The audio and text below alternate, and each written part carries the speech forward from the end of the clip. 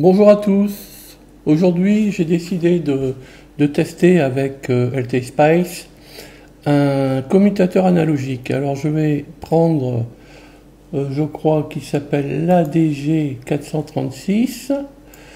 Voilà. Alors, l'ADG 436. Je vais aller dans Switch. Voilà. ADG. ADG 436, le voilà. Donc c'est un commutateur analogique. On parle aussi de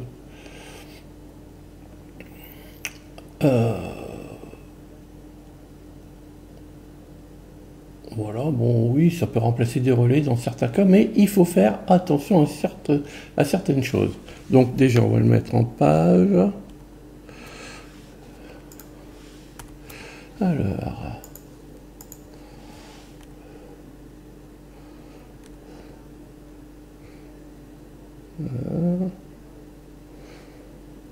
oui, comme ça me va bien.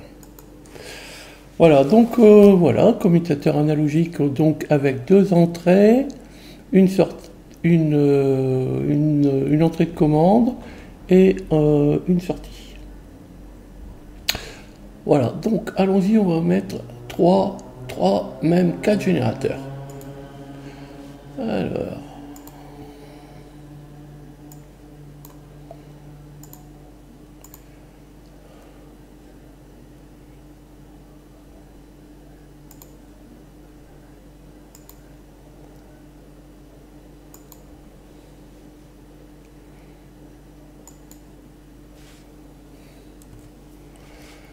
voilà, alors ici, nous allons tous, alors, avant tout,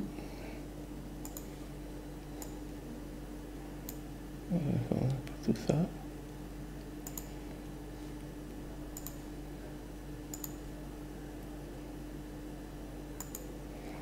Voilà, on relie. À moins. Alors ici, je vais relier le GMD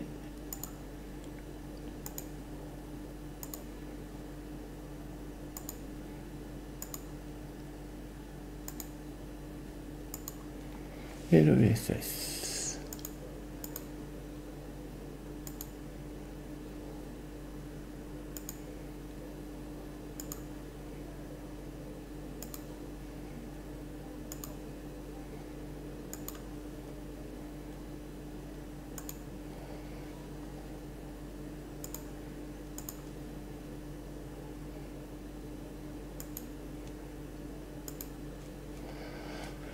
On n'oublie pas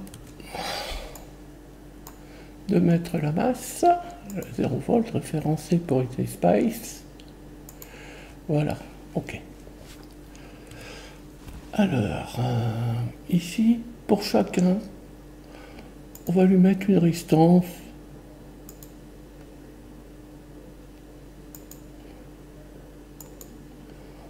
ce que j'appellerai de pull down. On en parlera après pourquoi.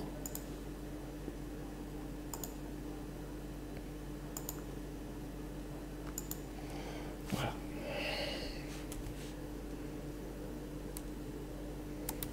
Alors, voilà. Alors ici, on va écarter un peu ça par là.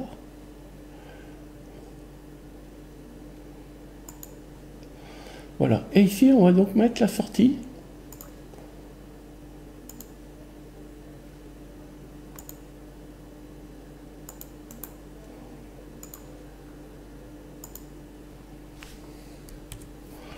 On va aller mettre une LED. Je vais en parler pourquoi tout à l'heure.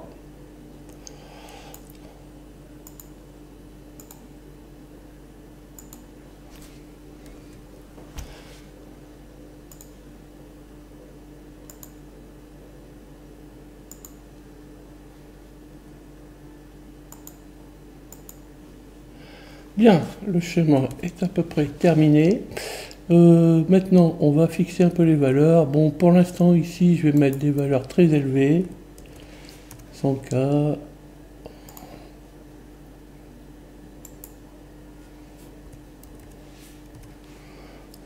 K, 100K.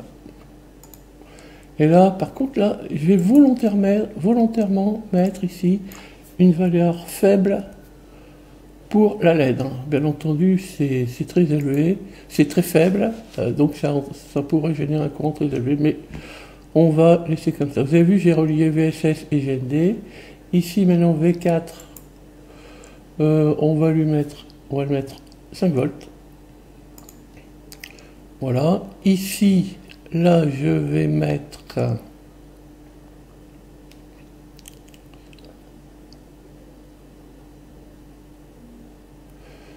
alors 100 ohms.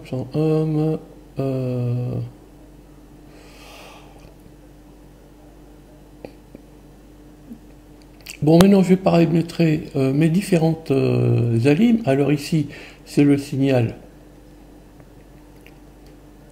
l'entrée A, l'entrée B, et selon qu'on ait ici un niveau 0 ou un niveau 1, on aura en sortie quelque chose qui ressemble, qui est assez proche de SA-SB, mais qui dépendra du courant absorbé ici, parce que là, on a quand même ce qu'on appelle une résistance R-on.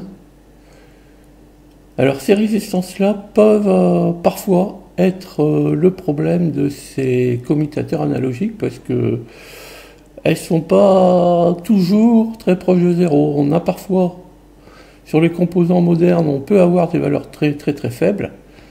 On va dire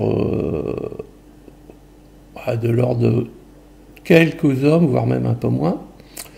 Mais sur les composants un petit peu plus traditionnels, on a des résistances qu'on appelle R-on, qui sont parfois de la centaine d'ohms. Alors voir ici, si j'ai 100 ohms, 100 ohms ici, voilà, donc ça peut perturber, on va dire, la sortie de l'appareil. Alors pourquoi j'ai mis une LED ici? Parce qu'en fait, je vais me servir de ces commutateurs analogiques pour, on va dire, venir sélectionner des ports d'Atini 85 ou 84. Donc, si j'ai des diodes sur ces ports, eh bien, il faudra faire très attention aux résistances du composant. Voilà, bon, je fais une petite pause pour aller retrouver mes données sur les alimentations, je les prépare et je reviens vers vous pour faire un test. Bien voilà, j'ai tout paramétré mes générateurs. Donc ici, un générateur d'entrée, un autre générateur d'entrée, et ici on va appeler ça un générateur qui fait le choix entre les deux entrées selon qu'il est à un niveau 1 ou niveau 0. J'en ai profité pour aller labelliser un petit peu toutes mes sorties et mes entrées. Ici j'ai rajouté Vout, là j'ai rajouté VD1, E1, E2, E3. Et là j'ai même EE1 qui pour l'instant est égal à E1. Nous allons commencer par... alors tout d'abord on va mettre une résistance ici plus élevée. Je reviendrai sur ma 100 ohms après. Bon, pas tout à fait bon non plus, une 1K sur une LED, mais peu importe. Je fais un peu tout ça, c'est pour qu'on essaie d'apprécier un petit peu cette résistance de canal, ici, ou là. On va voir qu'elle n'est pas du tout négligeable par rapport ici à des résistances d'utilisation. Je vais lancer une simulation. Nous allons tout d'abord regarder, voilà.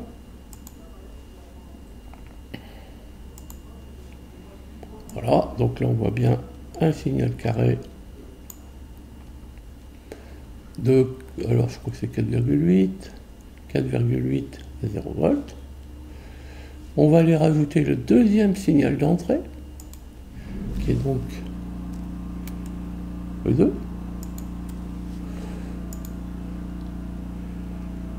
Voilà, qui est voilà, une fréquence beaucoup moins élevée. Là, maintenant, on va aller mettre le signal de cadencement, enfin le signal de choix entre VA et VB, VE1 et VE2 si vous préférez. Alors, je ne sais pas si ça va pas nous surcharger un peu le... Voilà.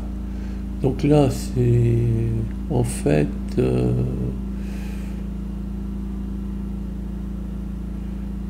oui, on va dézoomer. Voilà. Voilà. Oui, on va dézoomer, on va faire ça.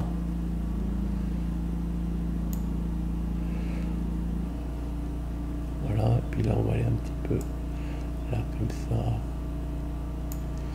Voilà. On voit bien ici le signe, voilà, le signal, on va dire, pour alterner les entrées. Et là, en vert ici, on voit une entrée. Et là, on voit l'autre. Eh bien, on va regarder, selon qu'ici, nous sommes à 1 ou à 0, on aura soit le signal bleu, soit le signal vert.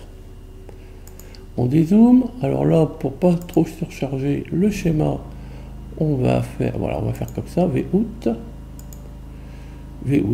Voilà, on a soit le signal, on peut les rajouter le signal qui s'appelle E3, qui est le signal, voilà, de permutation. Voilà. Ici, si E3 est à 0, on a ce signal-là qui passe. Si E3 est à 1, on a ce signal-là. Voilà. Maintenant, vous voyez qu'on a les signaux à peu près de départ, même pas tout à fait, mais voilà. On a quand même la résistance interne qui vient jouer. Maintenant, on va faire une chose. On va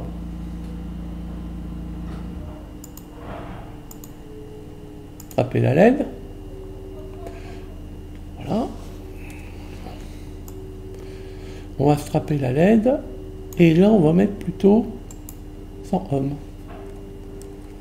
100 ohms. Ok. Et on va regarder le signal EE1 et le signal Vout. Alors en théorie il devrait être identique, sauf si on a une résistance ici qui est loin d'être négligeable devant celle-là. Allons-y. Alors. Voilà.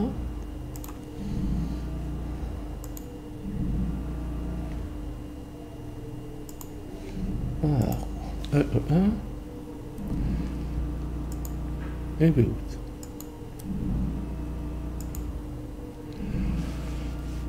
Voilà. Alors, ici, EE1, il fait 4,803 et 3,196 pour le signal de Vout.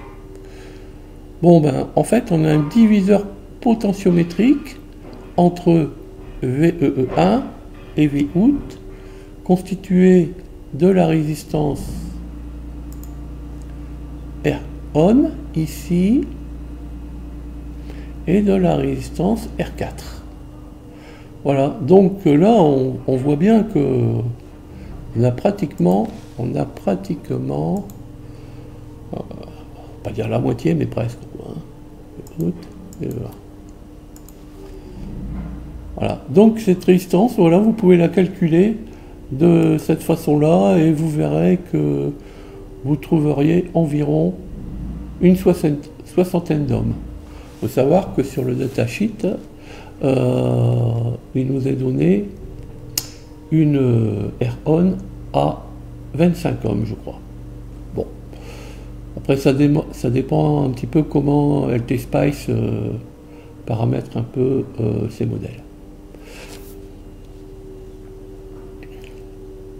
Voilà, donc ces commutateurs analogiques sont à utiliser en connaissance de cause. Ne pas oublier cette résistance, je t'ai fait moi-même avoir il y a peu de temps. Voilà. Bien, maintenant, alors pourquoi ici j'ai fait comme ça? Alors, on va couper cette liaison. Voilà. On va couper cette liaison. Donc en fait, on voit qu'ici nous avons SA qui est en l'air. Elle est ni reliée au plus, ni au générateur, ni à la masse. Voyons voir ce que ça donne.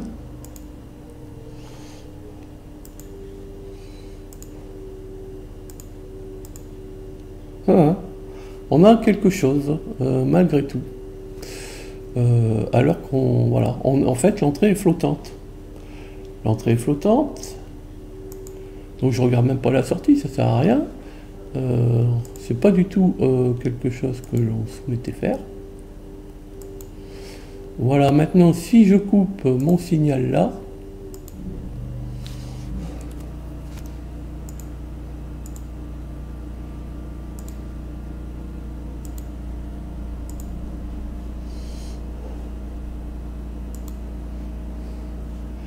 voilà, on a un signal qui est vu de valeur en fait qui est à peu près égal à 0, sauf en fait on voit tous ces pics.